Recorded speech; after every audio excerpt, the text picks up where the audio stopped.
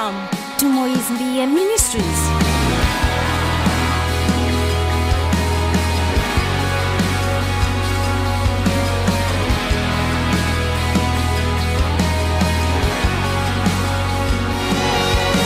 Moise Mbie Ministries. Venez rencontrer Dieu. La source qui me redonne la force, la source qui me purifie, la source qui change ma vie, la source qui augmente ma connaissance. Je viens me jeter, que ta source me transforme, que ta source m'enseigne, que ta source m'enseigne. Où que tu sois, tiens-toi debout et parle à Dieu. Que ta source m'enseigne. Que ta source m'enseigne.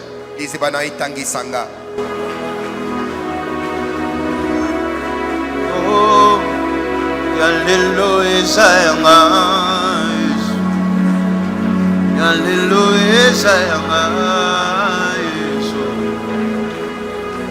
Namona yo. Oh, oh, Alléluia,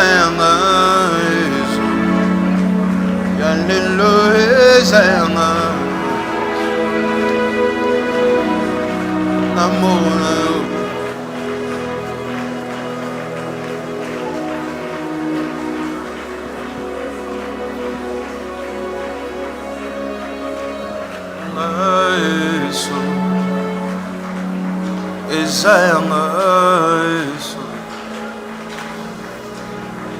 Éternel, merci pour ta grâce. Merci pour ta puissance et ta main. Tu nous aimes. Que toute la gloire revienne à toi. En ton sein, nous avons prié. Amen. Amen.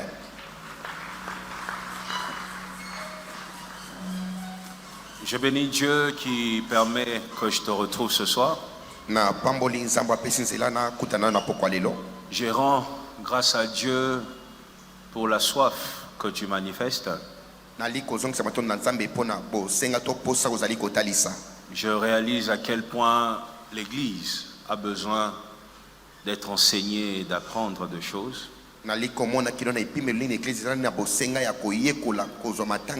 Vous êtes de plus en plus nombreux pour apprendre et que le Seigneur soit loué.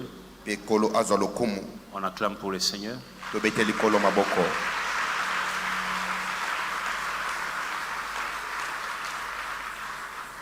J'espère que tu as de quoi écrire aujourd'hui encore. Si tu n'en as pas, tu peux faire le mouvement, aller dehors, trouver de quoi écrire et revenir rapidement. Tu peux le faire vite, c'est permis. Tu peux y aller, on va t'attendre. Tu as 2 minutes, si tu peux courir, pour que nous puissions commencer ensemble.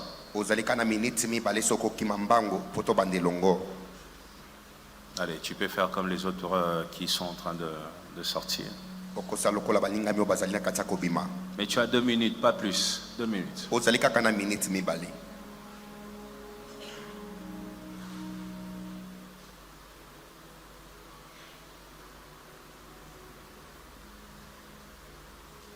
Moteme chinjinga na yemba yawe ya bomo.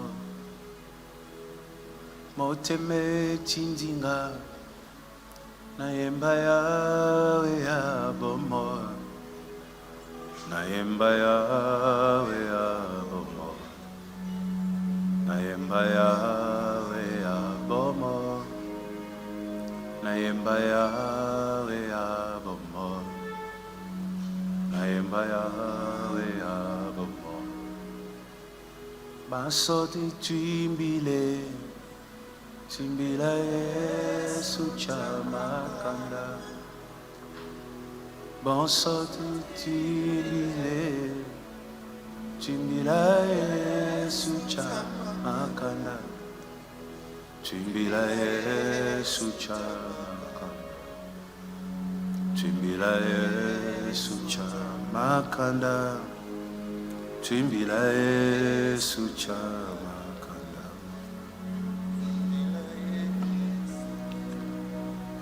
Alors, notre école de dimanche, les cultes des enfants,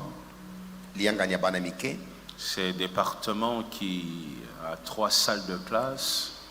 Ils se réunissent chaque dimanche. Lorsque nous sommes ici, eux sont dehors dans leur salle. Ils organisent leur culte des communions de chaque fin de trimestre. Le dimanche 28 juillet, dans le salon Emmanuel, derrière l'église. Alors, il faudrait envoyer tes enfants le dimanche 28 juillet. Ce sera de 7h à 10h. Même si tu as l'habitude de fréquenter le 2e ou le 3e culte, fais un effort d'envoyer tes enfants le matin 7h30. Et ces jours-là, je serai avec les enfants. Alors, nous avions parlé jusque-là sur comprendre son appel et nous continuons aujourd'hui. Et j'avais dit qu'il y a 2 types d'appels pour tout enfant de Dieu. Il y a l'appel au salut et l'appel à... Vous vous rappelez de ce que j'avais dit? L'appel au salut et puis l'appel à la mission pour tout homme. Alors, dans cet appel au salut, on a dit beaucoup de choses. Tu vas suivre ça à la télé, sur YouTube. Et dans l'appel à la mission aussi, on a dit beaucoup de choses. Et ce que j'avais dit de très important, que j'aimerais que tu n'oublies jamais, est-ce que l'appel à la mission peut être subdivisé par séquence.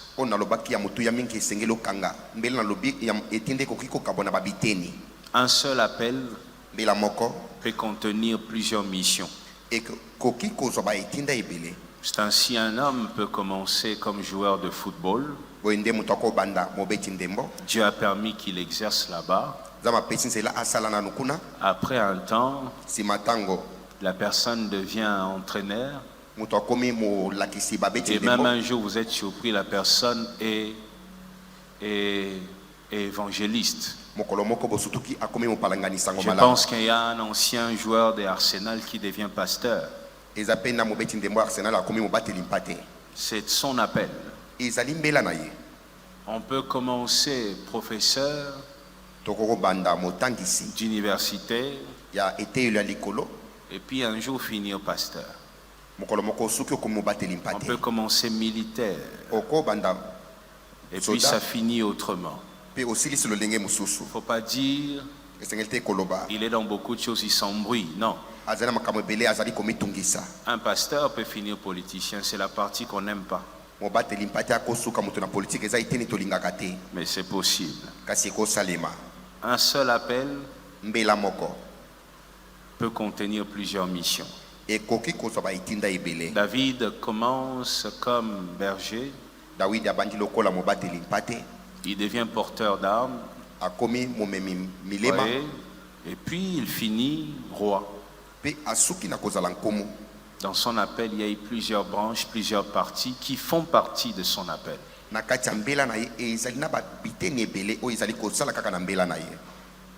Pour comprendre son appel, j'avais dit il faut se confier à Dieu. Plus tu vis une vie de consécration, vite tu comprends ce que l'Éternel attend de toi.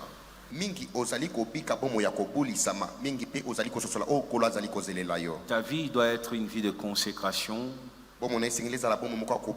pour comprendre le langage de Dieu. Retiens ceci ou note ceci, il faut être saint pour saisir ce qui est saint.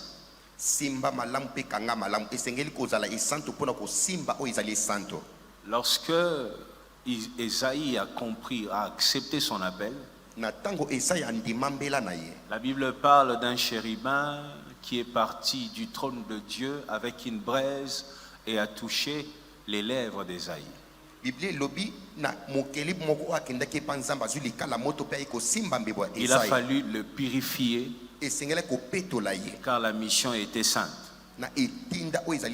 Lorsque tu es saint, tu saisis ce qui est saint. Parfois, ce sont les péchés qui ne nous permettent pas de comprendre le langage de Dieu. Parce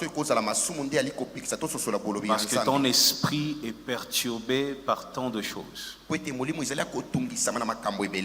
J'avais dit considérer son don majeur. Les dons sont des indicateurs de la mission. Je reprends encore, les dons sont les indicateurs de la mission.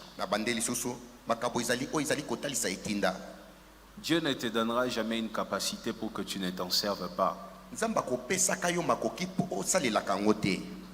On n'allume pas une lumière pour la mettre sous le boisseau, c'est ce que la Bible dit. Localiser la chose qui fait battre ton cœur quand tu es en harmonie avec Dieu. Troisième chose. Quand tu pries, cette chose-là monte dans ton cœur. C'est parfois le Saint-Esprit qui communique avec toi. Quatrième, déceler les domaines qui te réclament. Tu n'aimes pas ça, mais quoi que tu fasses, tu te retrouves dans ça. Dieu s'arrange pour que tu te retrouves dans ces cercles-là. Tu peux fuir, mais ça te réclame. L'exemple de Jonas. Jonas. Vous voyez, il fuyait, il ne voulait pas. Mais Dieu se sert même de poissons pour le ramener dans sa destinée. Pour qu'il accomplisse sa mission. Il n'y a pas que les démons qui réclament, Dieu aussi réclame. Quand tu vois une chose, tu ne veux pas, mais dans tes songes, ça revient. Parfois, c'est Dieu qui te réclame. Cinquième, détecter la chose que le diable te pousse à détruire. J'ai toujours dit, fais attention à la haine, à la jalousie sans raison. Quand tu es enfant de Dieu, tu dois arrêter de dire moi je ne me trompe jamais. Tout homme se trompe. Tant qu'il y aura un diable qui veut diriger et un Saint-Esprit qui veut te contrôler, ça va arriver que tu te trompes. Il suffit de laisser 1 centimètre, le diable peut entrer pour influencer tes pensées. Alors c'est très important de t'examiner de temps en temps. Qu'est-ce que j'aime pas sans raison? Cet homme que je ne supporte pas pour rien. Si tu ne supportes pas quelqu'un, ça ne veut pas directement dire que c'est Satan. Oui, ça peut être un signe. Mais la sagesse, c'est de prier et parfois de demander à Dieu des signes. Tu n'es pas obligé d'être ami à cette personne. Tu as le droit de garder tes distances. Mais pendant que tu gardes tes distances, évite de tirer des conclusions inutiles. Garde tes distances et prie. Dieu t'aime, il te parlera. S'il ne te parle pas par une vision, il te parlera par un fait, par une chose qui arrive devant tout le monde. Et sixième chose, détecter les domaines qui attirent le plus de combats dans ta vie. La chose que le diable n'aime pas que tu fasses, c'est la chose qui est une bénédiction pour toi. Le diable t'empêchera d'entrer dans ta zone prophétique. C'est que le diable n'aime pas, sache que c'est ta bénédiction, alors insiste sur ça. Chaque fois que tu chantes, tu tombes malade, alors inscris-toi dans la chorale. Tu dois comprendre ça. Chaque fois que tu donnes à Dieu, tu verras dans ta famille un problème, c'est-à-dire c'est en donnant que tu bâtis ton hôtel.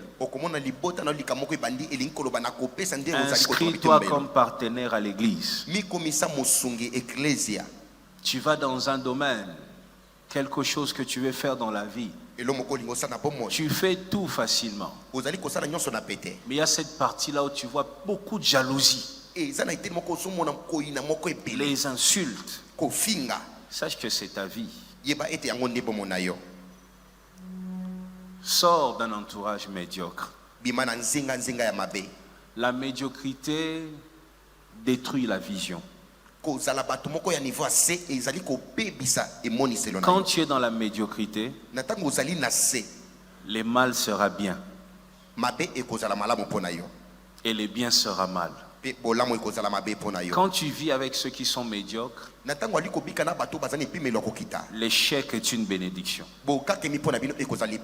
Alors c'est très important que tu t'entoures bien lorsque tu veux découvrir ta mission. Ton entourage peut être le plus grand blocage de ta vie. Tu n'es pas obligé de mourir avec les personnes qui ont grandi avec toi.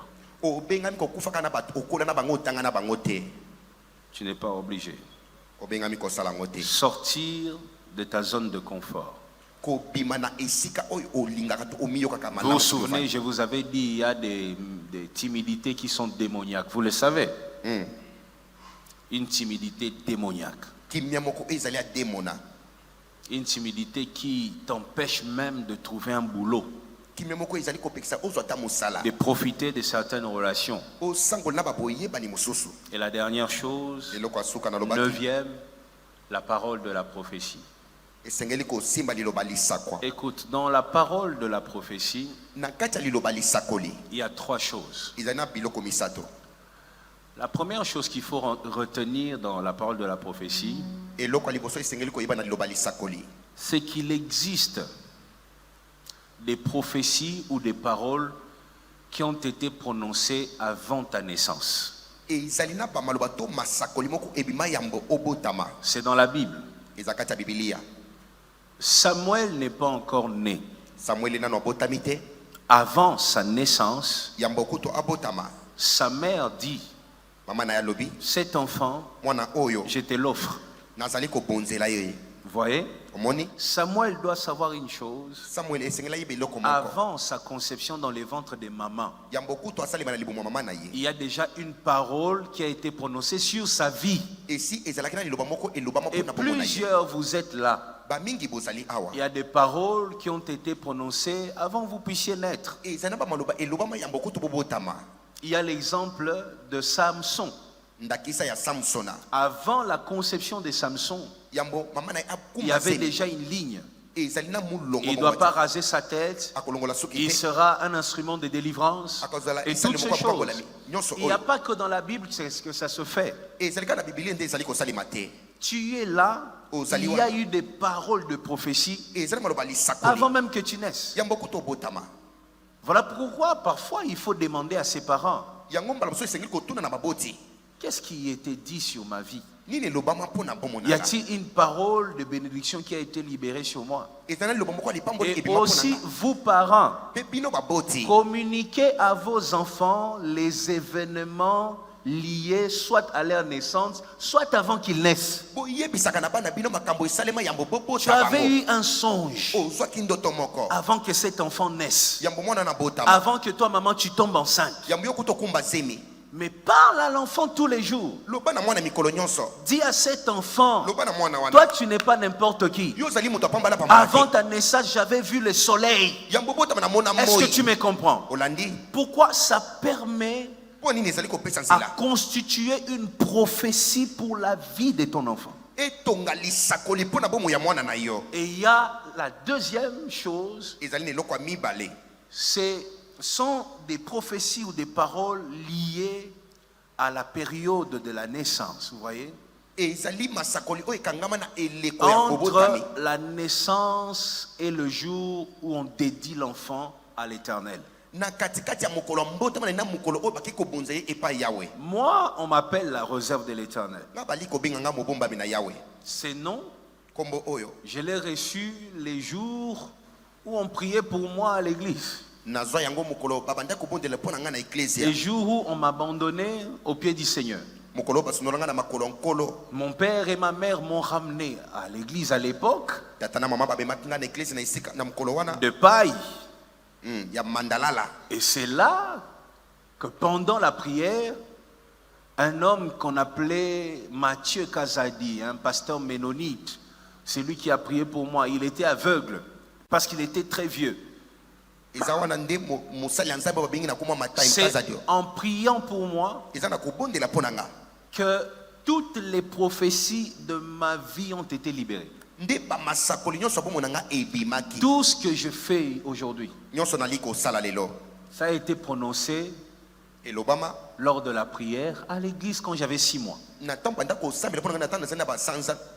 rôle de mon père et de ma mère, c'était de me le rappeler tous les jours. Toi, tu vas servir Dieu les jours de ta naissance. Quand on a prié pour toi, il y a eu telle parole. J'ai marché avec des prophéties. Et après, il y a des prophéties liées à ta rencontre avec Dieu. Je reprends avant ta naissance. Deuxième, entre ta naissance et le jour où on t'abandonne comme offrande. Et 3, ta rencontre avec Dieu. Les jours où tu l'as rencontré ou le jour où tu priais, ça passe par des songes, ça passe par toutes ces choses sont des prophéties de ta vie que tu dois considérer pour connaître ton chemin. Tu rêvais de quoi? Tu recevais quelle vision? Tu te voyais en train de faire quoi? Qu'est-ce que tu faisais? Ta vie c'est quoi? Quand tu considères les prophéties, ça t'épargne de beaucoup d'erreurs. 2 Chroniques 20:20. Les lendemains, ils se mirent en marche le grand matin pour les déserts de Tekoa. À leur départ, Josaphat se présenta et dit: écoutez-moi, Juda et habitants de Jérusalem, confiez-vous en l'Éternel, votre Dieu, et vous serez affermis. Confiez-vous à ses prophètes et vous ferez quoi? Vous réussirez. Les vrais prophètes font réussir dans la vie. Est-ce que tu m'entends? Quand tu as la grâce de rencontrer un vrai, pas les charlatans, les aventuriers qu'on a là, un vrai prophète te fait réussir dans la vie. Ça va t'épargner des erreurs. Tu ne vas pas perdre le temps. C'est très important. Mais il faut rencontrer le vrai. Alors, j'ai reçu quelques questions. Aujourd'hui, je parle de 7 moyens utilisés par Dieu pour confirmer ton appel.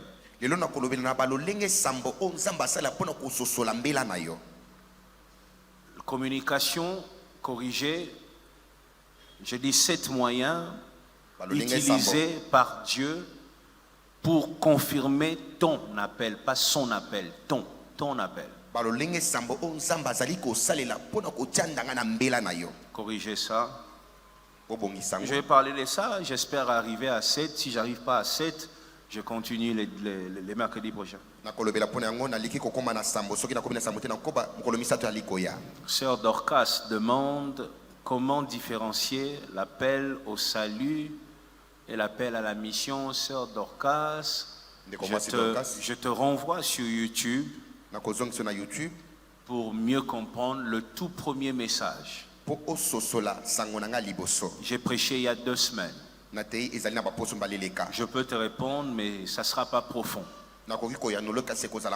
L'appel au salut est un appel à la communion avec Dieu, l'appel à l'héritage, l'appel à la délivrance, l'appel pour le corps du Christ. J'ai donné tous ces détails. Et l'appel à la mission, c'est un appel pour le rôle que tu es appelé à jouer sur terre.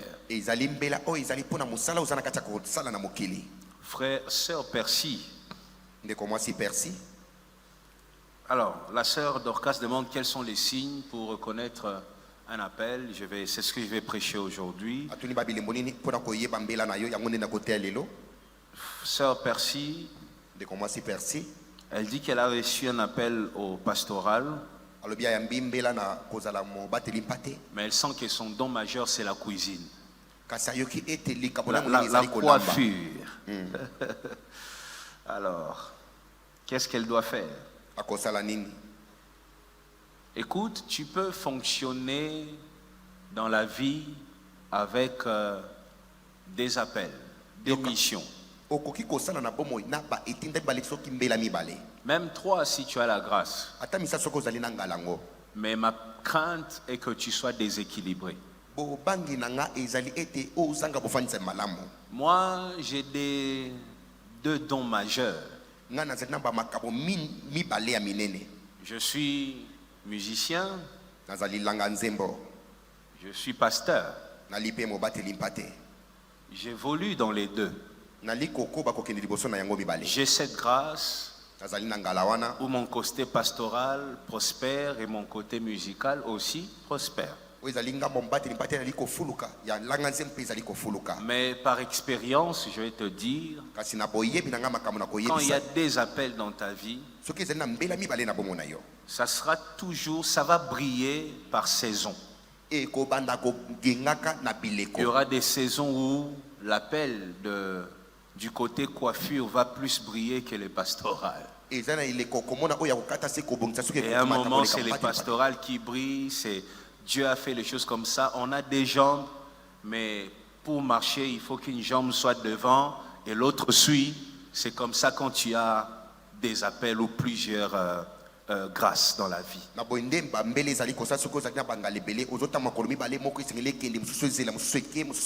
Il y a un temps ton côté pastoral brillant, comme ça.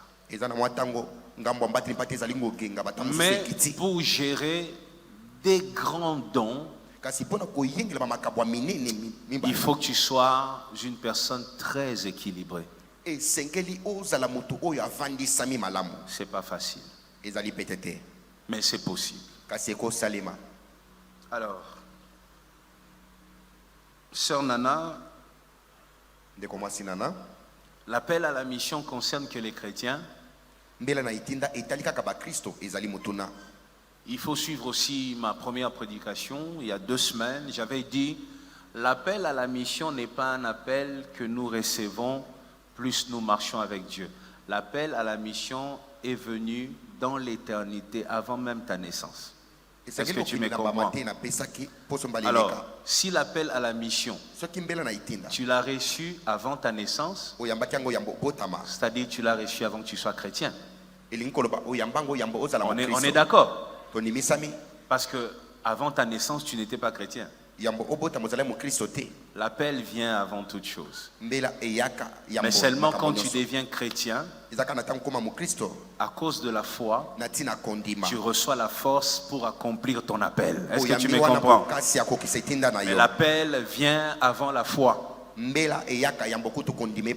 si tu avais cette question-là, j'ai déjà répondu, l'appel vient avant la foi. L'exemple de Jérémie. Dieu lui dit, avant que tu sois dans les ventres de ta mère, je te connaissais. Je t'avais même consacré. Allez, on va aller vite. Elle demande encore, doit-on considérer les dons qui se manifestent en premier comme étant le don majeur? Non. C'est-à-dire le premier don. Les jours où tu as reçu Dieu, c'est ça ton don majeur. Si le premier jour où tu as reçu Dieu, tu as parlé en langue, c'est quoi ta mission alors? Derrière les parler en langue, rien. Les parler en langue t'édifie toi-même. Tu vois?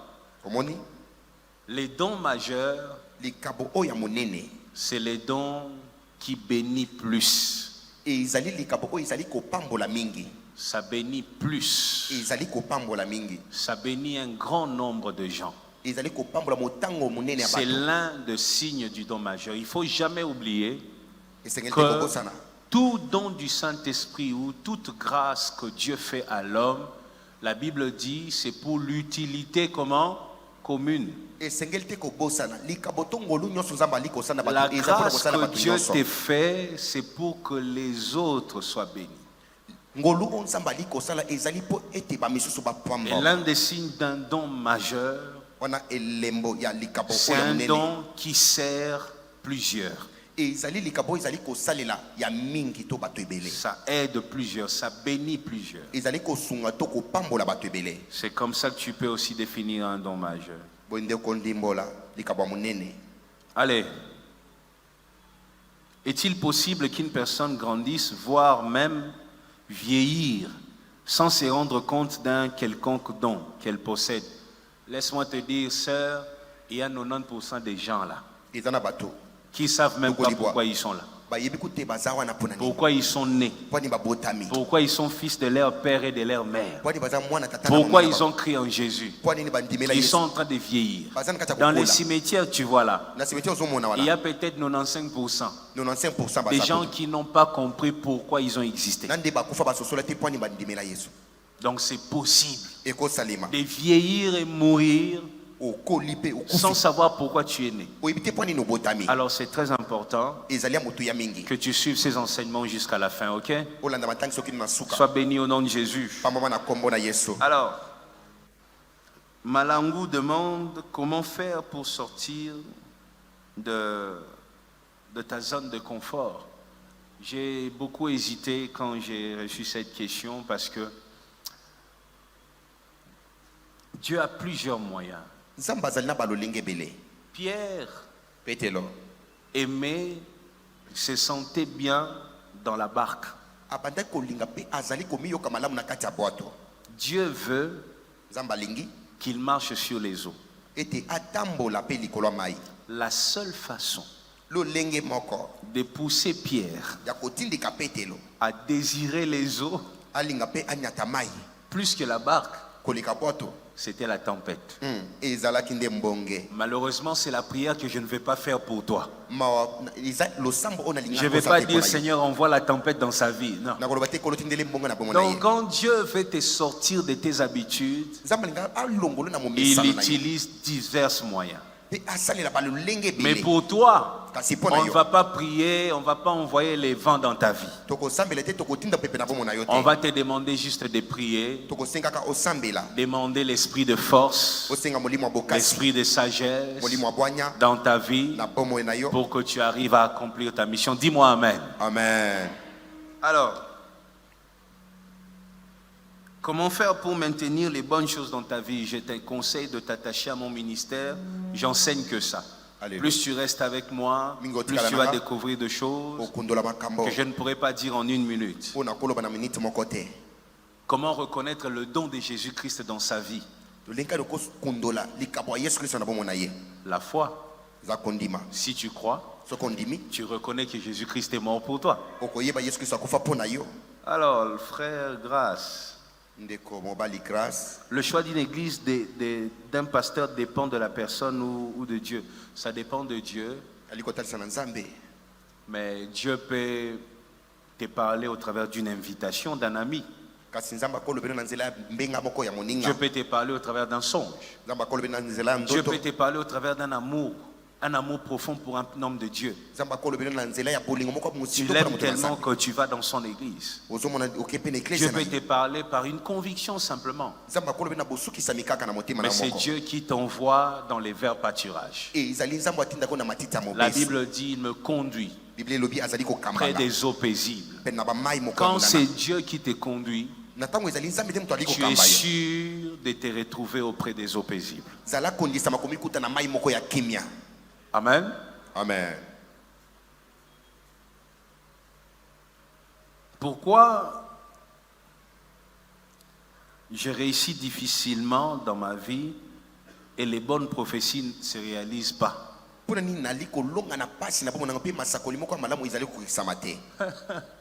Continue à suivre la réserve de l'Éternel. Tu auras toutes tes réponses. Pourquoi je vis toujours dans la masturbation malgré que je suis dans la présence de Dieu? Viens à la permanence, nous allons prier pour toi et nous allons t'orienter. Si c'est difficile pour toi, frère ou sœur, sœur Dorcas. Est-ce qu'une personne qui a reçu l'appel peut directement exercer dans le ministère? Moi, je conseille de passer par une formation. L'appel ne vient pas avec toute la connaissance. L'appel ne vient pas avec toute la maîtrise. Il est mieux de s'asseoir, de rester au pied d'un homme de Dieu et d'apprendre jusqu'à ce que Dieu te confirme ton temps. Comment distinguer un appel de Dieu et un appel du diable? Ça arrive que Dieu t'appelle, mais tu as l'impression que c'est le diable qui est derrière. Ça arrive aussi que c'est le diable qui est derrière, mais c'est tellement beau. Et tu dis, ça c'est Dieu. Alors il faut prier. Prier. C'est très important. Que faire pour sécuriser son appel dans un monde en pleine révolution? Ça, c'est un thème de séminaire, ça. Il faut me suivre aussi. Je ne pourrais pas le dire en une minute. Reste attaché à mon ministère. J'enseigne que des choses comme ça. Alors, que faire pour que son rêve s'accomplisse très tôt comme vous, pasteur? Hey.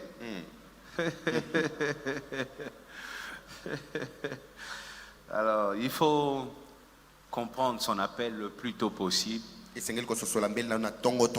Plus vite tu comprends, vite tu réussis. La compréhension facilite la réussite. Pasteur, vous avez dit que le domaine qui suscite plus de combats est parfois un indicateur de sa mission.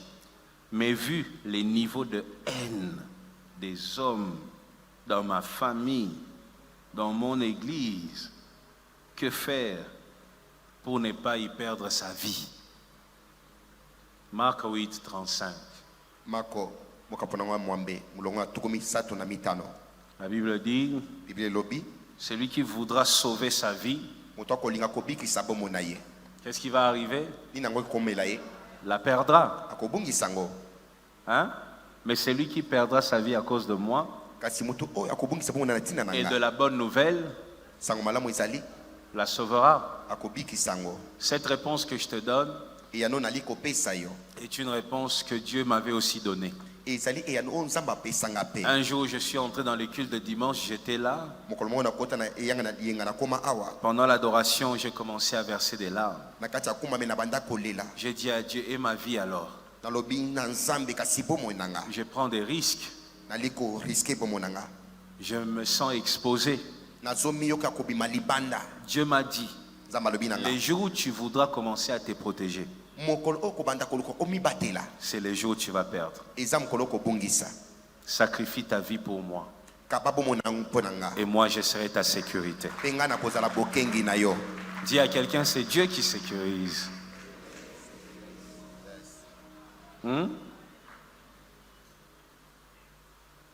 Voilà. D'autres questions, on va répondre. Donc, chaque jour, quand tu arrives, tu déposes tes questions auprès du service d'accueil.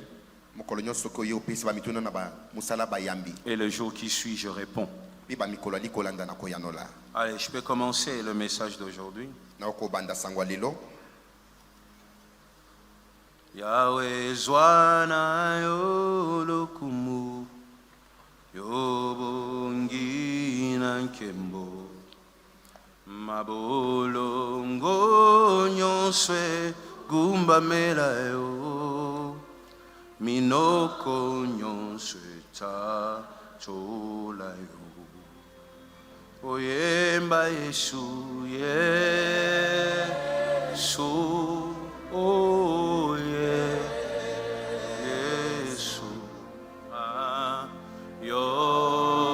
yozali inza yozali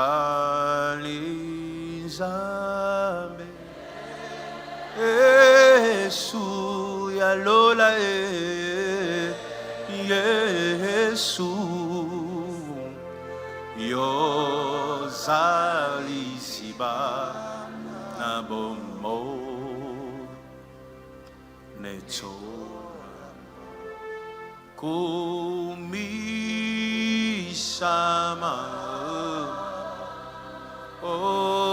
okolosa jolama yonde na nyongo yozambe na miso Yahweh Nzambe.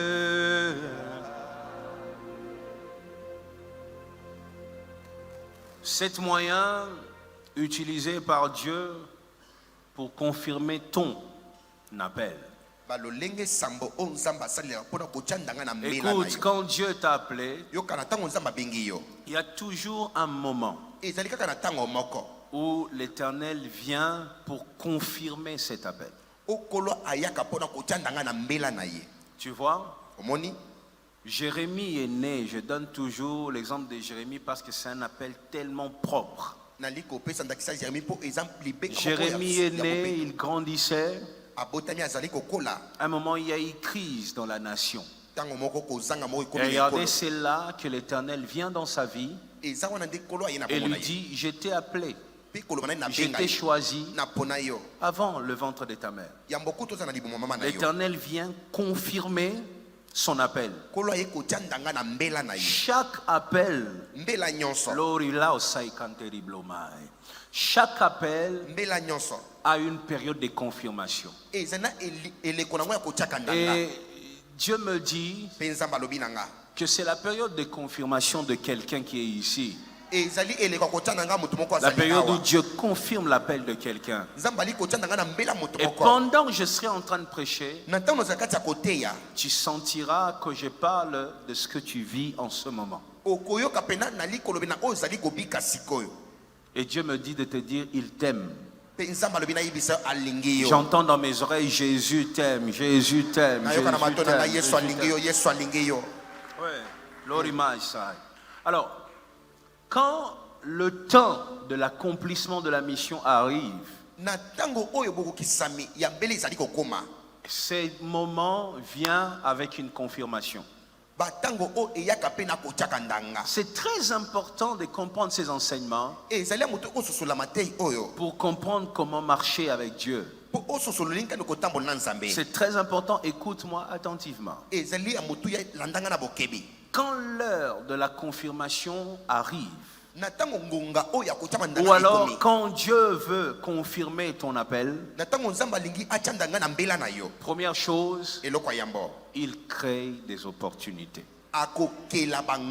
Ton Dieu est un Dieu qui crée des opportunités. Il crée des opportunités qui te permettent de jouer ton rôle. Vous comprenez? Il crée des opportunités. Je sens que je ne vais pas finir ces messages, mais laisse-moi te parler. Écoute-moi. Moi, je suis pasteur.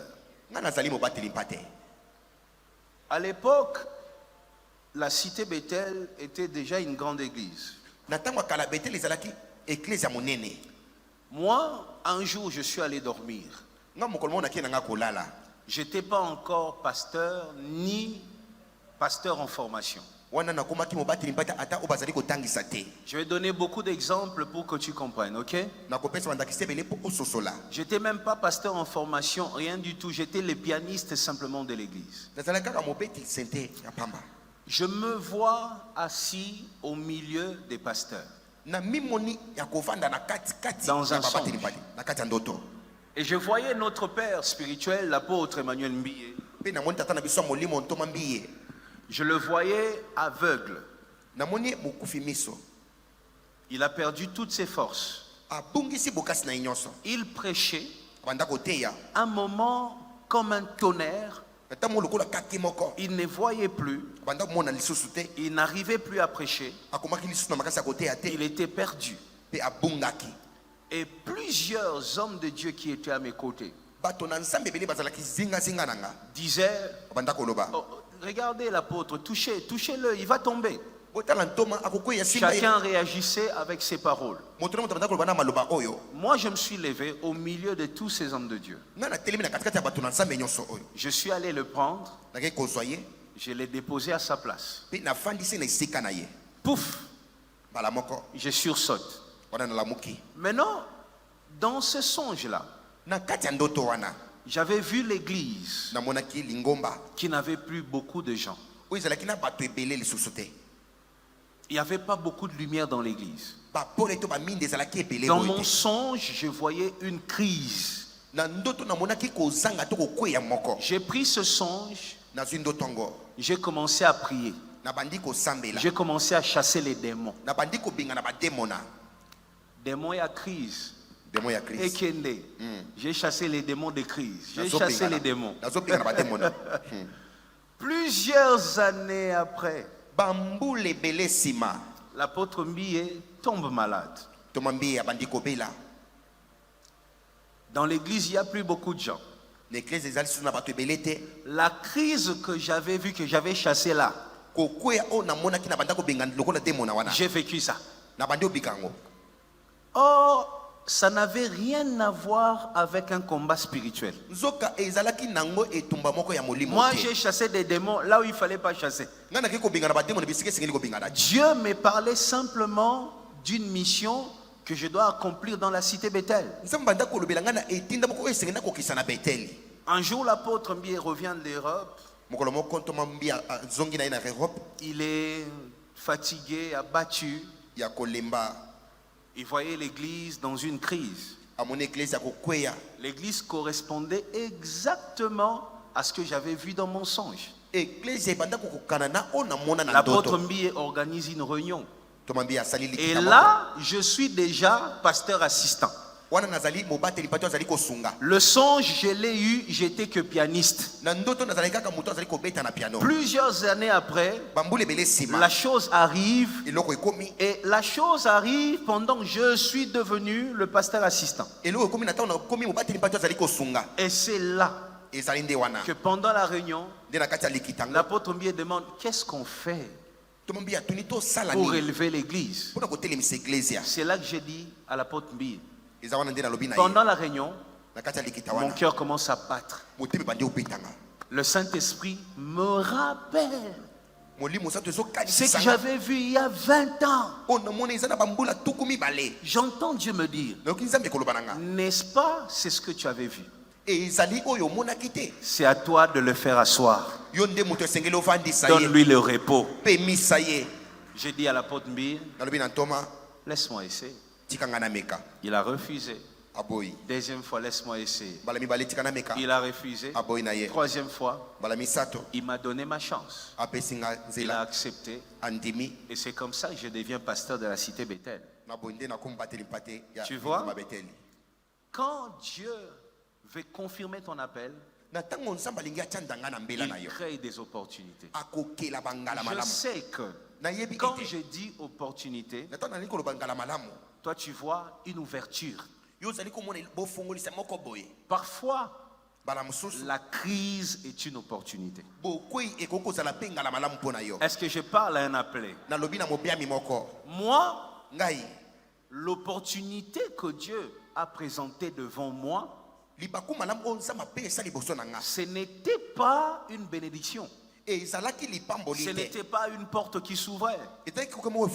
Non, c'était une crise. Une période de sécheresse. Si tu veux réussir avec Dieu, tu dois arrêter de penser que ta bénédiction viendra toujours dans l'abondance. Beaucoup échouent. Les jeunes serviteurs, vous cherchez la confirmation de votre appel dans l'abondance. La confirmation d'un appel peut arriver dans un combat. Maintenant, je vais te le dire parce que tu veux que j'ouvre la Bible. L'appel de David a été confirmé combat. Dans la joie ou dans les combats? Réponds-moi, dans la joie, dans une fête ou dans un combat? Tu vois ça? Son père, inspiré par Dieu, il dit, il y a des serviteurs, il y a des servantes dans la maison. Mais toi, c'est toi aujourd'hui qui vas aller déposer la nourriture. Toi, quand ton pasteur t'envoie, tu murmures. Ton père t'envoie, tu murmures. Ton supérieur t'envoie, tu murmures. Parfois, l'opportunité de ta vie viendra avec un service que tu rends à quelqu'un. Est-ce que je parle à l'église aujourd'hui? Parfois, l'opportunité de ta vie vient avec un service rendu. Ruth s'est levée pour trouver à manger pour elle et pour Naomi. C'est comme ça que Ruth est entrée dans sa destinée. Dieu crée des occasions. Est-ce que tu me comprends? Dieu est un Dieu des opportunités. Il va faire quelque chose pour que tu te retrouves en train d'accomplir la mission que tu as reçue. Lève la main très haut et dis avec moi, Éternel, j'ai confiance en toi. J'ai confiance en toi. Tu es celui qui crée des opportunités. Dis-le à haute voix, Éternel, je te fais confiance. C'est toi qui crées des opportunités pour ma vie, pour ma mission, pour mon appel. Je sais, tu ouvriras un chemin là où je ne savais rien. Je te demande une chose. Si cet appel arrive, si cette confirmation arrive au travers d'une fête, je te bénirai. Mais si ça arrive au travers d'un combat, je te louerai. Je suis prêt à accomplir ma mission. Fais avec moi ce que tu désires.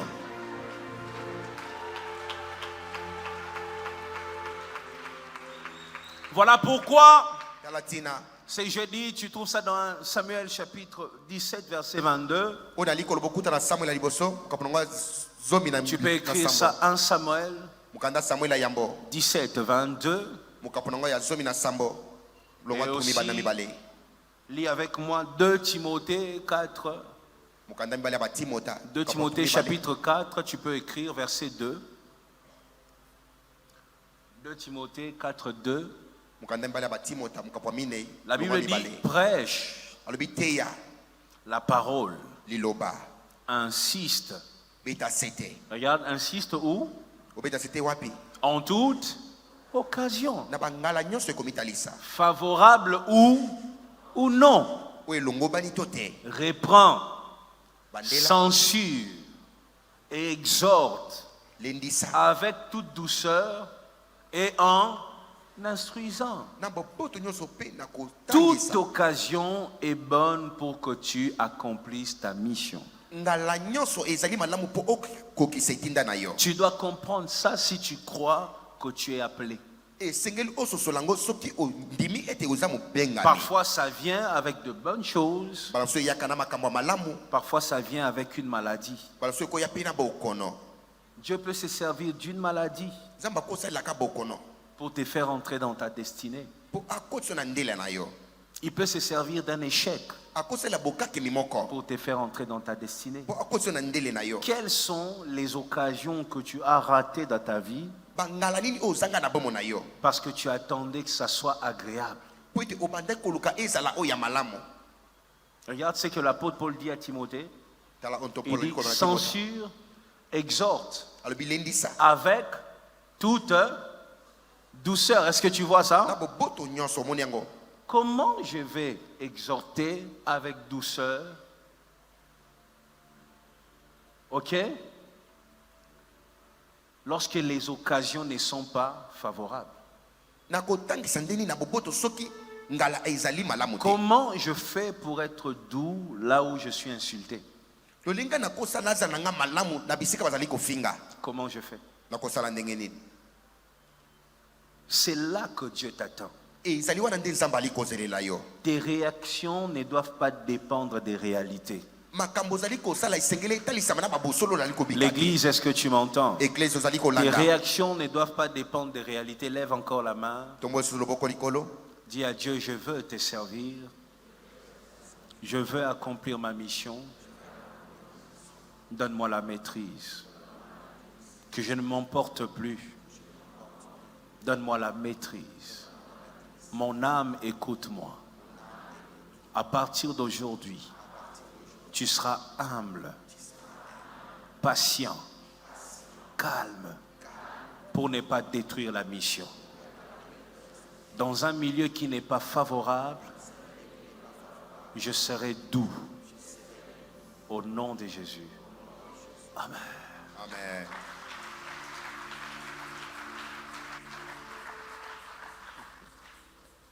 Deuxième chose, quand Dieu veut confirmer ton appel,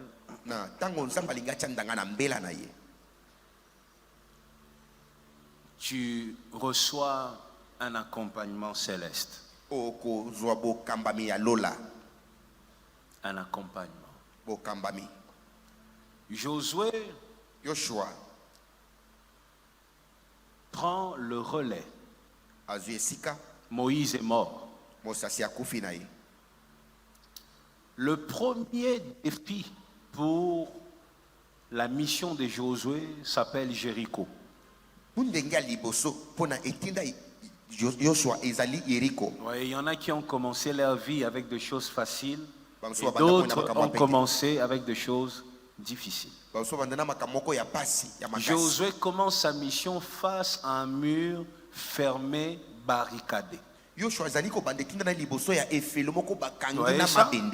Mais regarde, avant de se lancer pour la conquête de Jéricho, la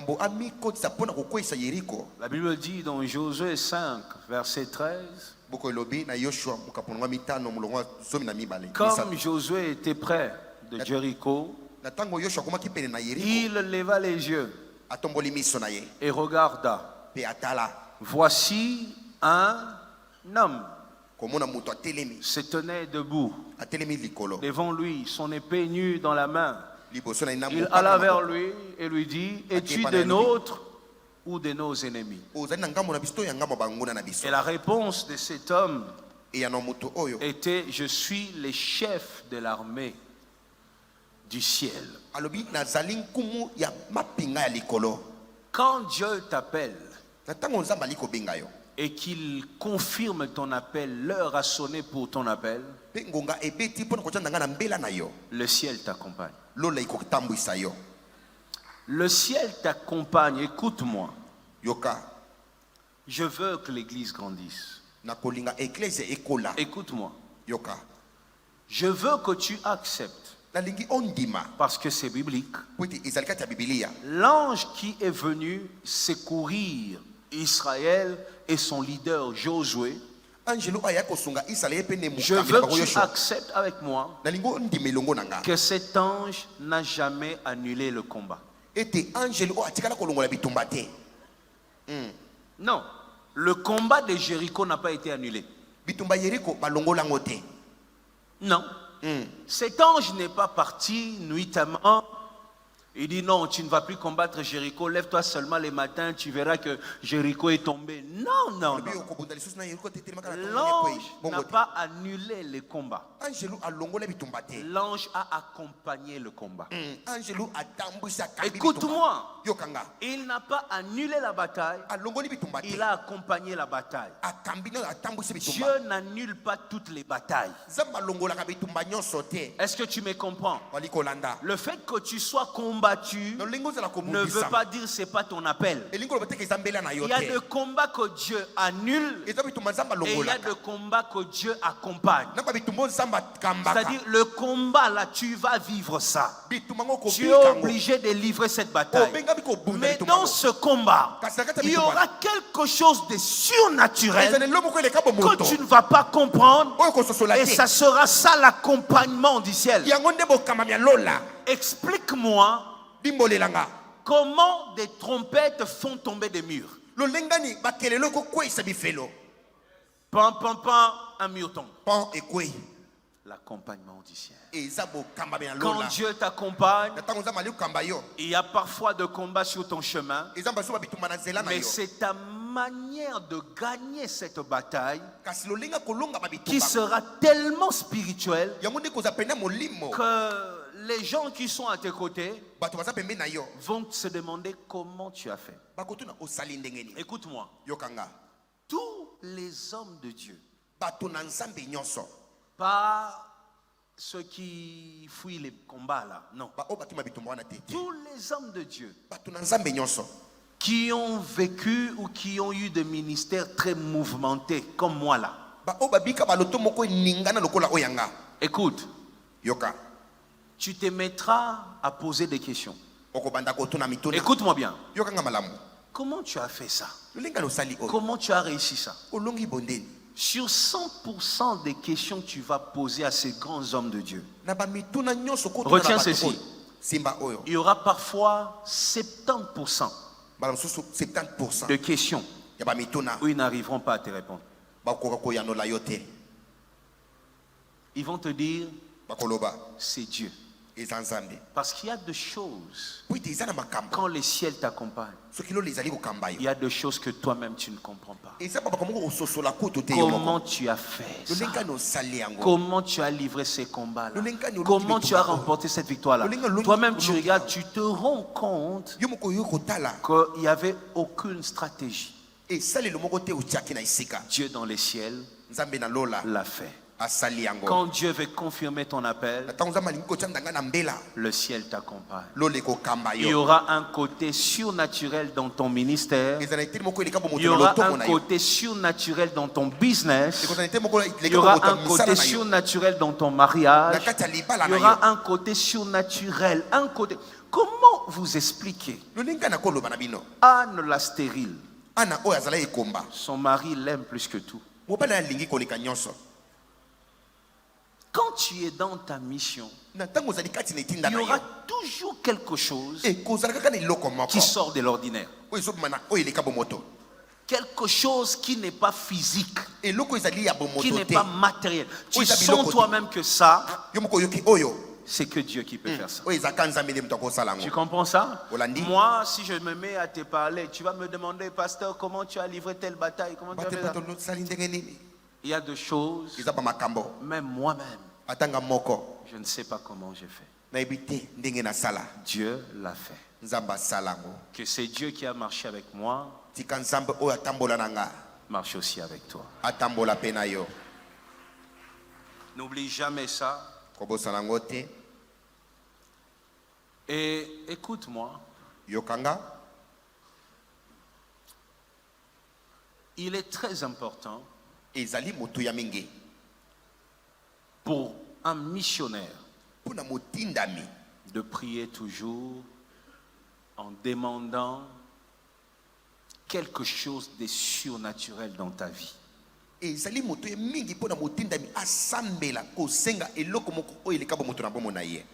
Tout le monde peut chanter ici à l'église. Quand un missionnaire se lève, il y a toujours quelque chose de différent. Parfois dans ton cœur tu ressens la joie, tu ne comprends pas. Parfois c'est une paix qui envahit ton cœur. Tu vois, quand un serviteur de Dieu, appelé par Dieu, exerce dans les ministères, il y a quelque chose de surnaturel.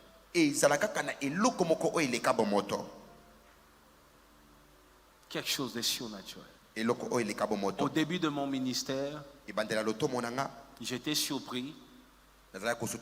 Un jour, l'église est remplie. Un jour, j'étais tellement choqué. On a commencé à louer des chaises. Parce qu'on n'en avait pas beaucoup. J'ai arrêté ma prédication.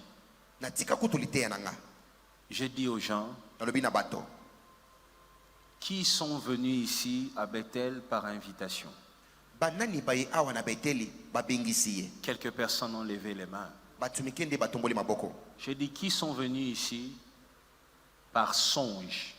70% de l'église était debout. Personne n'a évangélisé dans leur vie. Ils m'ont vu dans leurs songes. Bien aimé, quand Dieu veut confirmer ton appel, il y aura quelque chose de surnaturel qui va se passer.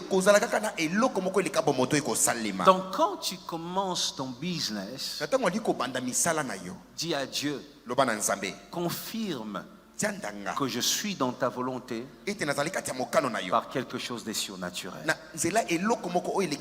Tu as droit de demander le surnaturel. Là où il n'y a pas le surnaturel, c'est que Dieu n'accompagne pas ce que tu fais. Ça ne se manifestera pas de la même manière chez tout le monde. Mais il faut qu'il y ait quelque chose qui te distingue des autres. Est-ce que tu me comprends? Le surnaturel, je déclare au nom de Jésus que quelque chose de surnaturel que ton père ne comprend pas, que ta mère ne comprendra jamais, que ceux qui t'entourent vont critiquer, mais quelque chose de surnaturel arrive dans ta vie pour confirmer que Dieu t'a appelé. Vis la grâce de Dieu au nom de Jésus.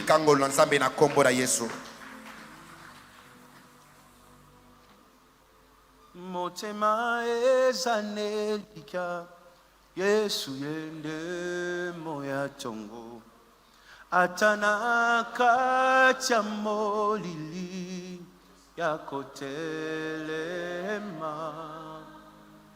Nanyabenga mananzambe O asukela na sonyo Yanga ya motema motema motema zanelika O Yesu yende moya tongo Atanaka chamolili Pad yakotelema tunalukana nyabe ngamana nzambe bomwasu que la Seigneur. Oh,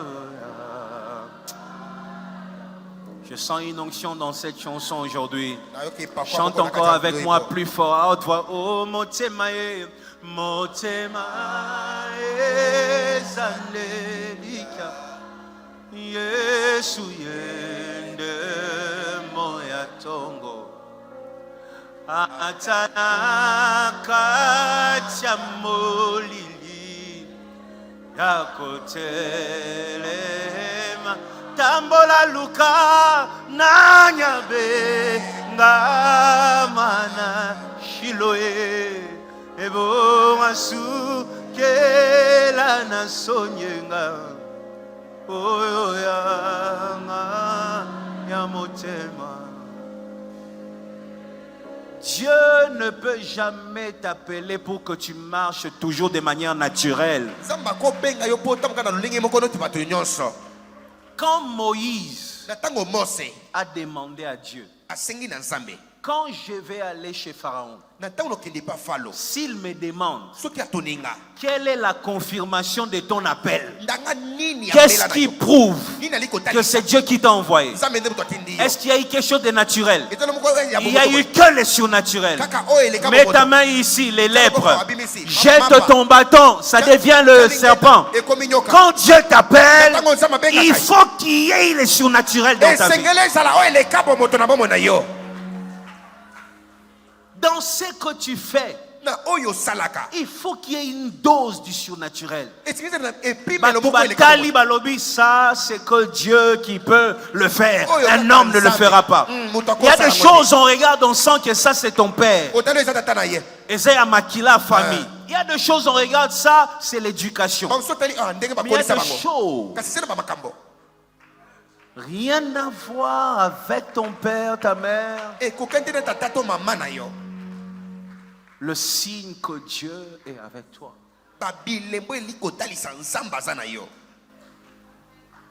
Ok? Troisième chose.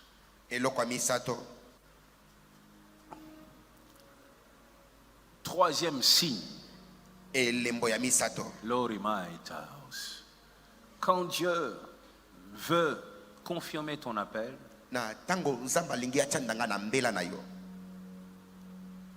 tu vis une distinction.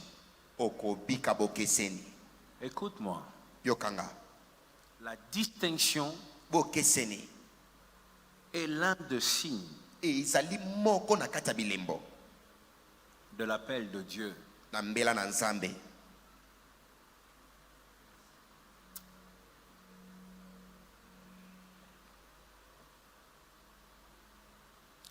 Écoute. Place-moi, crée-moi un groupe de 10 personnes. Ou un groupe de 20 personnes. Un groupe de 1000 personnes. Hommes ou femmes. Mets-les ensemble. Parmi ces gens-là, s'il y a un appelé, sache une chose. À un moment, cet appelé va se distinguer.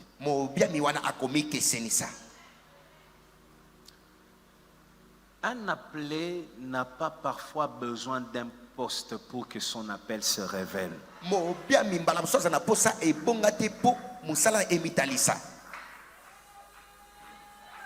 Yes. Je parle à l'église, hein?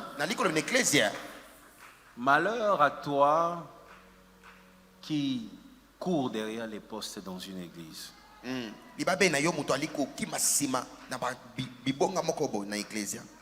L'appel se défend. Emi bundelaka. Yes. Tu me comprends? Nalingala ça sonne mieux. Nalinga les a bien. Mbela emi bundelaka. Yango moko. Les choses surnaturelles luttent pour elles-mêmes. Le père de Gédéon dit si Baal est Dieu, alors qu'il combatte pour lui-même. L'appel à la capacité de se défendre. Retiens ce que je dis. L'appel se défend. Oh, bazo changa bakal. Prie, crains Dieu, vis en paix. Un matin, tu vas te lever. Tout le monde court derrière toi. Sans poste, sans titre, sans être le premier. Tout le monde vient vers toi. Quand Dieu t'a appelé, il te distingue. Donc arrête avec cette façon-là de fonctionner ou non. Là, il y a beaucoup de gens, je ne peux pas. Non, au milieu de 1000, Dieu peut te oindre d'une huile spéciale et que tu sois visible. Les hommes en Israël ont commencé à créer des problèmes. Ils étaient problématiques, les Juifs. C'est peut-être pour ça qu'on les appelle les Balouba, ils sont problématiques. Ils étaient problématiques. Un jour, ils se lèvent. Non. Qu'est-ce qui prouve que Dieu t'a appelé? Qu'est-ce qui prouve que Dieu l'a appelé? Moïse a dit, ok, voilà ce qu'on va faire. Nombre, chapitre 17. Verset 8. Le lendemain, Moïse entra dans la tente. Chacun avait une verge. Parfois pour soutenir sa marche.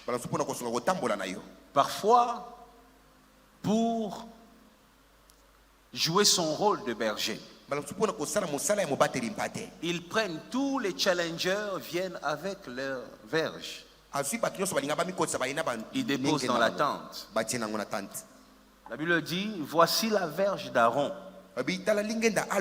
pour la maison de Lévi avait fleuri. Elle avait poussé de boutons. Elle avait produit de fleurs et mûri des amandes. Sans être attachée à un arbre, la verge d'Aaron a donné de fruits. Arrête de me parler de soutien là. On ne me soutient pas, personne n'est là pour moi. Quand ton ministère, quand ton appel vient de Dieu, parfois sans qu'il y ait personne pour te donner la main, tu vas prospérer et accomplir de grandes choses. Moi, je suis obligé de te parler de moi, je clôture déjà. Moi, je parle de moi parce que mon ministère est riche en émotions. Quand j'ai commencé, voilà ce qui s'est passé. Plusieurs me disaient, Moïse, sers Dieu, nous allons t'accompagner. Sers Dieu, nous allons t'accompagner. Sers Dieu, nous allons t'accompagner. Alors, comme à l'époque, j'étais déjà en relation avec beaucoup des hommes de Dieu, parce que j'étais avant musicien, alors je chantais parfois dans leurs églises. On se connaissait. Il s'est fait, je vais donner cet exemple, il y en a qui, ça sonne parfois mal, mais je dois le dire. Okay? C'est une étude biblique, on doit se parler. Quand je commence, ceux qui travaillaient avec mon père, qu'il m'excuse pour cet exemple, mais la majorité m'ont regardé comme une distraction D'autres qui avaient leur projet m'ont regardé comme celui qui empêcherait l'accomplissement de leur plan. Du coup, ceux qui ont travaillé avec mon père sont devenus mon premier combat. Parce que j'étais celui qui a empêché quelque chose. Parce que selon eux, je n'étais pas appelé.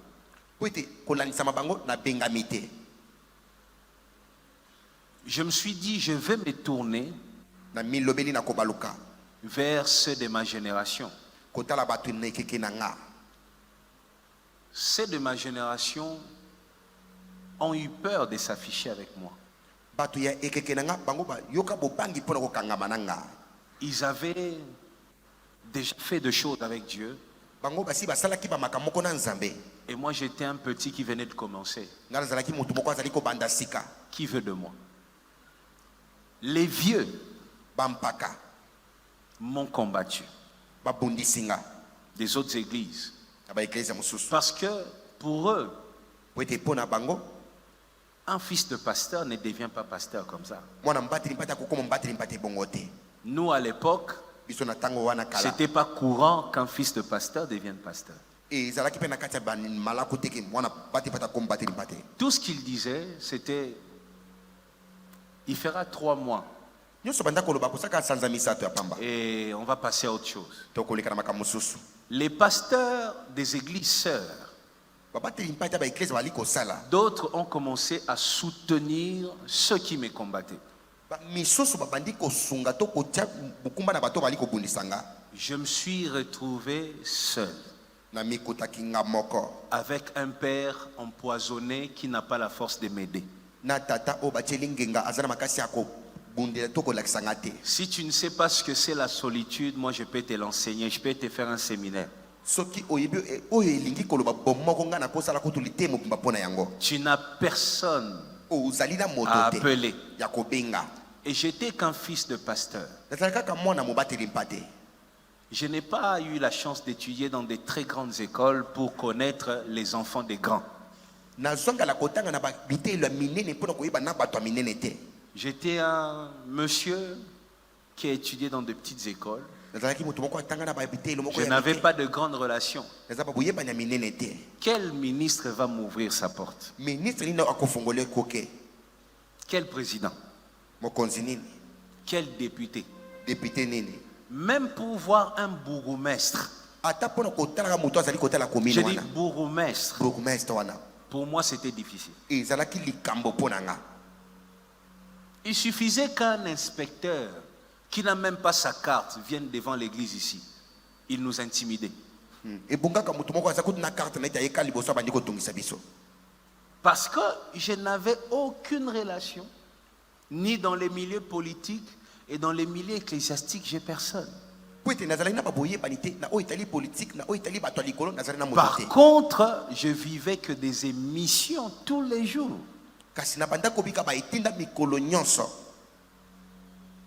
Quand j'ai vu ça, je me suis rappelé que Dieu ne peut jamais t'appeler pour que tu finisses dans la honte. Je me suis enfermé. J'ai commencé à travailler dans mon église, me confier en l'Éternel, à prier. Je ne cherchais plus personne. C'est comme ça que c'était devenu mon habitude. Je n'allais plus vers personne. J'ai travaillé la musique. J'avais compris que la maison où ma prédication n'entre pas, ma musique va entrer. J'ai changé ma musique. Et à l'église, j'étais moi-même intercesseur, moi-même protocole, moi-même musicien, moi-même prédicateur. J'ai travaillé seul. Il n'y a personne à Kinshasa qui va te dire si Moïse est là, c'est moi. Il n'y a que Dieu qui peut dire ça. J'ai travaillé dans le rejet, dans la solitude. L'église a commencé à grandir. Mon ministère de musicien changeait de dimension. Ces gens-là qui ne m'avaient pas donné une chance, tellement qu'ils étaient choqués par mon élévation rapide, ils ont tiré une conclusion. Qu'ici, tellement ils étaient choqués. Maintenant, quand moi tu viens vers moi, dans mon bureau, je te donne 15 minutes. Tu commences à me dire, pasteur, je n'ai pas de soutien, il n'y a personne. Je te regarde dans mon cœur, je dis, tu n'as rien compris dans la vie. Je suis là devant toi, soutenu par personne, ma verge a fleuri.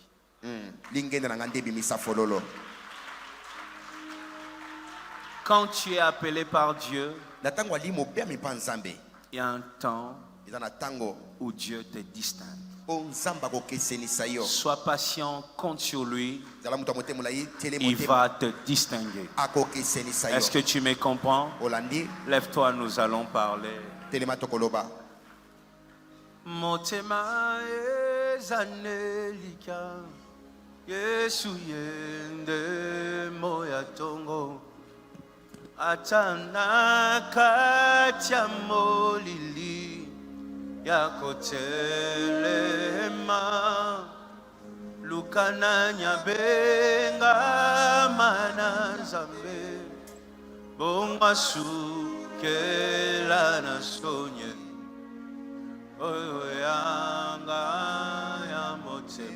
Je veux que celui qui est seul, celui qui est rejeté, chante avec moi ces chansons plus fort. Motema, chante et lève une main. Yesu yende moya tongo, atana katia molile, yakotelema. Plus fort, Luka. Nanya benga mananzambe Bongasu kela na sonye Oyo yanga ya motema Yesu. Tu vas dire à Dieu qu'une puissance, une onction de la distinction marche avec moi pendant cette période. Commence à prier.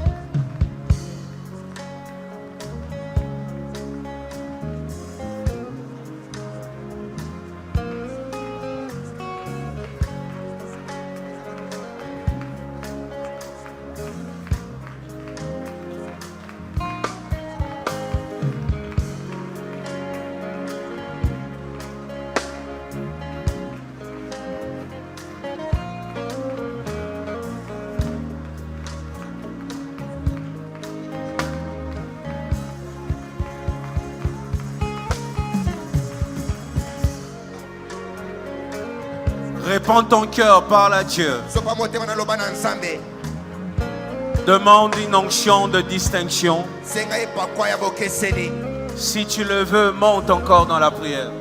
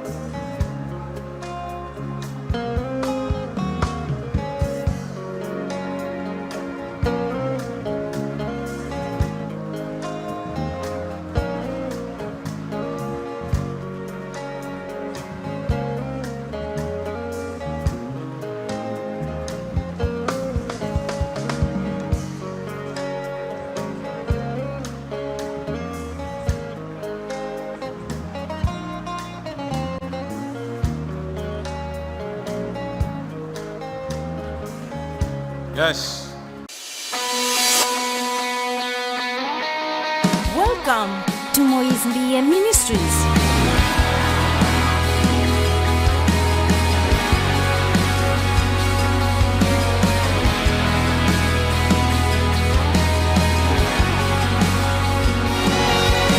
Moise Mbie Ministries. Venez rencontrer Dieu.